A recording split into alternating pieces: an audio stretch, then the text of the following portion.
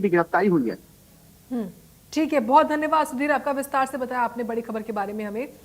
चलिए आगे बढ़ते हैं, बात करते हैं जबलपुर की। जबलपुर में बरगी डैम में 30 अप्रैल को हुआ भीषण क्रूज हादसा और पूरी तरीके से प्रशासनिक लापरवाही और चेतावनियों को नजरअंदाज करने का नतीजा था, जिसमें 13 सैलानियों को अपनी जान गंवानी पड़ी। हादसों का शिकार हुआ यह क्रूज करीब 20 साल पुराना था, जिसे साल 2006 में बरगी डैम में पर्यटकों के लिए लाया गया था। हादसे के 2 महीने पहले ही बरगी के मैकल रिजॉर्ट के वाटर स्पोर्ट्स विंग के मैनेजर ने एमपी राज्य पर्यटन विकास निगम के क्षेत्रीय प्रबंधक को एक पत्र लिखकर क्रूज की जर्जर स्थिति के बारे में साफ तौर पर आगाह कर दिया था। इस पत्र में हैदराबाद के एक्सपर्ट बोट बिल्डर्स के ईमेल का हवाला देते हुए बताया गया कि क्रूज के इंजन काफी पुराने हो चुके हैं और अब उनके कल पुर्जे बाजार में नहीं मिल रहे, इसलिए एक्सपर्ट्स ने दोनों ही इंजनों को बदलने की सख्त सिफारिश की थी। मैनेजर ने पत्र में यह भी सनसनीखेज खुलासा किया कि 14 जनवरी 2025 को एक राउंड के दौरान क्रूज के दोनों ही इंजन सीज हो गए थे।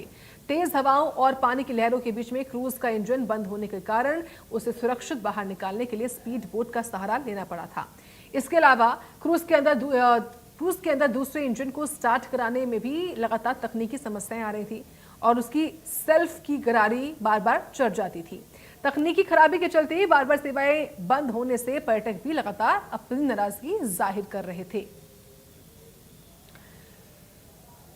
तो 30 अप्रैल को जो हादसा हुआ, क्रूज हादसा, ये प्रशासनिक लापरवाही के चलते हुआ है। 13 सैलानियों की मौत हो गई थी।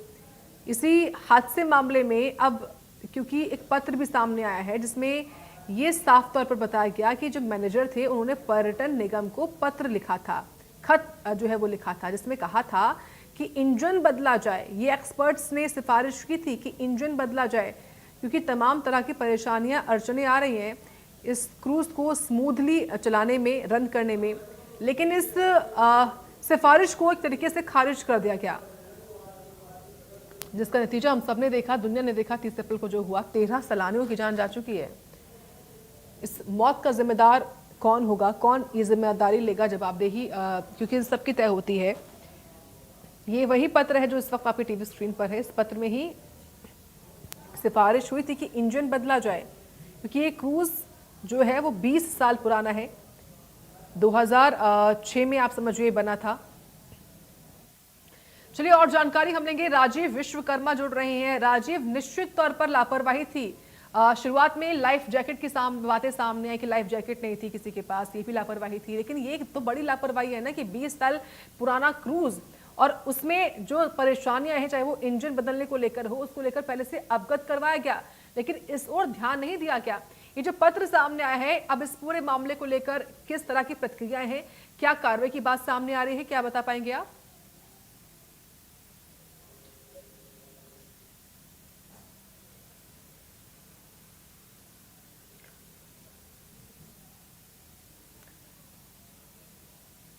हाँ जी, कनेक्ट कर दीजिए।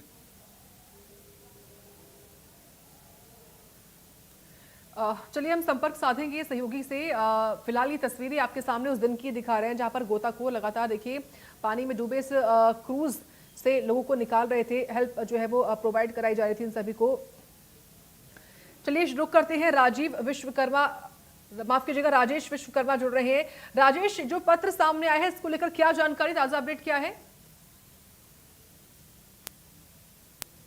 बिल्कुल साक्षी, देखिए आपको बता दें कि जो बरगी में 30 अप्रैल को क्रूज हादसा हुआ था उसमें 13 पर्यटकों की जान गई थी और लगातार इस बात को जो क्रूज का पायलट है महेश पटेल, वो भी कहता रहा कि पत्र लिखा गया था मध्य प्रदेश पर्यटन निगम को और ये जो क्रूज की स्थिति है उससे अवगत कराया गया था कि इंजन एक बंद था, दूसरे इंजन में जो है वो पावर कम था।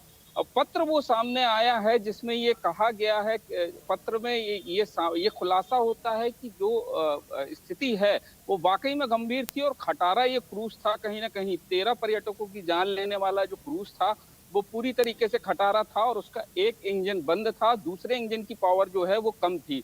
और पत्र में ही ये जानकारी है कि जनवरी 2025 में भी एक बार इसी तरीके की स्थिति बनी थी जब क्रूज जो है बीच में फंस गया था और उसका दूसरा इंजन जो है वो काम करना बंद कर दिया था राउंड के दौरान और उस समय दूसरी बोटों की मदद से उसे वापस लाया गया था, उसका उसे उसे किया गया था। लेकिन जो कंपनी है, हैदराबाद की जो कंपनी है, हैदराबाद की कंपनी को भी पत्र लिखा गया था, जिसने साफ तौर पर ये मना कर दिया था, क्योंकि 20 साल से ज्यादा का ये क्रूज हो चुका था और अब इसके जो पार्ट्स थे इंजन के, वो कहीं ना कहीं मिलने कम हो गए थे। ये हवाला जो है वो जो क्रूज बनाने वाली कंपनी है हैदराबाद की, उसकी तरफ से दिया गया था। और जो तत्कालीन मैनेजर थे मेकल रिसोर्ट के, उनकी तरफ से ये पत्र पर्यटन निगम को लिखा गया था।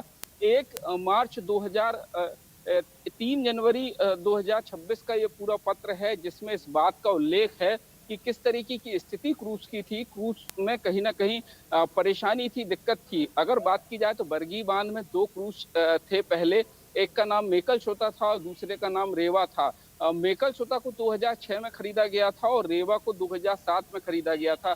जो रेवा था वो 2 साल पहले बंद हो चुका था, उसके दोनों इंजन खराब हो चुके थे और वो बंद हालत में खड़ा था। लेकिन मेकल छोटा जिसे चलाया जाता था, जिसमें पर्यटकों को घुमाया जाता था, 30 से 35 मिनट की ये राइड होती थी, जिसमें पर्यटक जो है बरगी बांध के जो जल भराव क्षेत्र है उसका नजारा और आनंद लेते थे। लेकिन कहीं ना कहीं जो गलती थी, लापरवाही थी, पत्र पे कहीं ना कहीं ध्यान न देना, पत्र को कहीं ना कहीं पत्र पे जवाब न देना, बड़ी लापरवाही कहीं ना कहीं सामने आई है। मध्य प्रदेश पर्यटन राज्य पर्यटन विकास निगम को ये पत्र लिखा गया था और इस पत्र में ही उल्लेख है कि 16/4/25 एवं 11/8/2025 को भी पत्र लिखा गया था, जिसमें इस बात की जानकारी दी गई थी, इस बात से अवगत कराया गया था कि किस तरीके से जो क्रूज की स्थिति है वो वर्तमान में है और क्रूज कभी भी कहीं ना कहीं जो उसका इंजन है वो बंद हो सकता है, क्योंकि जो दूसरा इंजन है वो उसकी पावर कहीं ना कहीं कम है।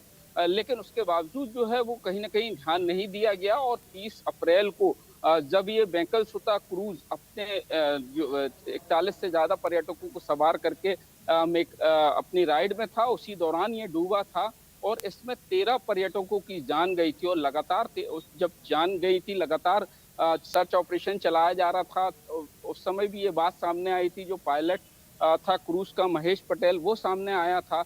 पहले जरूर पर्यटन विकास निगम ने इस बात को झुटलाया कि इंजन कहीं किसी प्रकार से खराब था या दूसरा इंजन बंद था। लेकिन अब जो पत्र सामने आए हैं और जो बयान था, जो क्रूज का पायलट है महेश पटेल, उसने भी कहा था कि एक इंजन बंद था और दूसरे इंजन की स्पीड कम थी और इसको लेकर पत्र लिखा गया था। और ये पत्र जो है वो कहीं ना कहीं अब सामने आया है और बड़ी लापरवाही कहीं ना कहीं ये सामने आया है कि किस तरीके से जो खटारा क्रूज है जिसने 13 पर्यटकों की जान ली है, उसके बारे में पूरी जानकारी जो है मध्य प्रदेश राज्य पर्यटन निगम को थी कि किस तरीके की उसकी इंजन की स्थिति है। एक इंजन बंद है, दूसरे इंजन में जो है वो क्षमता कम है, लेकिन उसके बावजूद जो है वो पर्यटकों की जान जो है वो खतरे में डाल दी जाती रही। और यही वजह है कि हादसे का बड़ा कारण ये भी एक बने, क्योंकि जिस दिन 30 अप्रैल को क्रूज राइड में था, उसी दौरान तेज रफ्तार आंधी चली थी और जो क्रूज था वो पानी में डूबा था। 13 पर्यटकों की मौत हुई थी और लगातार ये सवाल उठते रहे, क्योंकि अब क्रूज को पूरी तरीके से नष्ट कर दिया गया है। तो कहीं ना कहीं सवाल ये खड़े हो रहे हैं कि कहीं इस जांच को छिपाने के लिए, क्योंकि जांच होती तो ये सामने आता कि किस तरीके की स्थिति जो है वो क्रूज में बनी, क्योंकि क्रूज अहम सबूत था कि क्या स्थिति उस समय बनी, क्या स्थिति उस दौरान थी कि क्रूज डूबा, क्रूज के इंजन की क्या स्थिति थी। लेकिन क्रूज जब निकाला गया उसके बाद पूरी तरीके से नष्ट कर दिया गया। इस नष्ट करने को लेकर तमाम तरीके के सवाल उठे, कहीं ना कहीं सवालों के घेरे में पूरा प्रशासन रहा है, क्योंकि जिस तरीके से नष्ट किया गया तो सबसे पहला सवाल यही उठता था कि आखिर क्या छुपाना चाहता है जिला प्रशासन और मध्य प्रदेश पर्यटन विकास निगम। लेकिन अब जो पत्र सामने आया है उससे ये खुलासा होता है, उससे ये जानकारी मिलती है कि किस तरीके से ये पूरा जो क्रूज था वो खटारा था, किस तरीके से उसकी इंजन की स्थिति थी और किस तरीके से जो खटारा बिल्कुल राजेश, तमाम तरह की खामियां कमियां रही हैं। फिलहाल धन्यवाद, आपका विस्तार से बताया आपने इस बड़ी खबर के बारे में हमें।